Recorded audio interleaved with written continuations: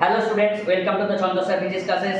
আজকে তোদের যেই মেন্স প্রিপারেশন ফিজিক্স কিভাবে প্রিপেয়ার হবি, যাদের এক বছর হাতে সময় আছে, যেটা ক্লাস 12 তোরা রানিং স্টুডেন্ট তাদের জন্য যেমন বলছি, অ্যাজ ওয়েল অ্যাজ ড্রপার স্টুডেন্টদের জন্য বলছি। তোরা যেই মেন্সের জন্য ফিজিক্স কিভাবে প্রিপেয়ার হবি বা কী করে ভালো স্কোর করবি, প্রথম যে ক্রাইটেরিয়া তোকে সেটা বেসিক লেভেলের এই সি ভার্মা কিন্তু সলভ করতেই হবে। প্রত্যেকটা নিউমেরিক্যাল কিন্তু এই সি ভার্মা সলভ করতে হবে।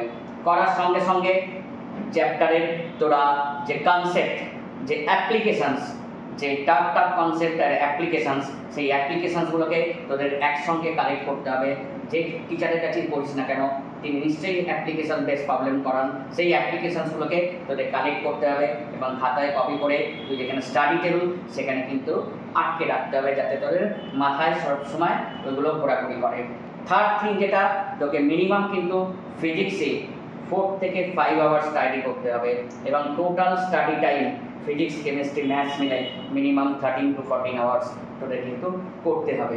বিশেষ করে যারা ড্রপ আউট ক্যান্ডিডেট তাদের তো 13 to 14 আওয়ার্স করতেই হবে, কিন্তু যারা 12 রানিং ক্যান্ডিডেট তাদের স্কুলিং আছে বা বোর্ডের পড়া আছে বা আদার সব থিংস আছে, তাই জন্য তাদের ক্ষেত্রে একটু মুশকিল। কিন্তু তবুও তোরা যেহেতু 11-12 টাচে আছিস, তাই তোদের ক্ষেত্রে এই চাপটা থাকবে না। আমি ড্রপার্স ব্যাচের ক্ষেত্রে 13 to 14 আওয়ার্স বললাম, কিন্তু যারা রানিং 12 ব্যাচ তাদের ক্ষেত্রে কিন্তু মোটামুটি 6 to 7 আওয়ার্স সেলফ স্টাডি করতে হবে।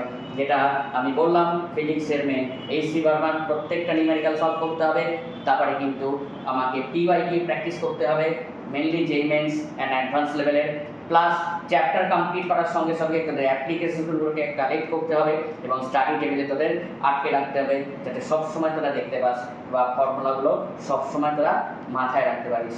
ওকে, থ্যাংক ইউ আমার ভিডিওটা দেখার জন্য।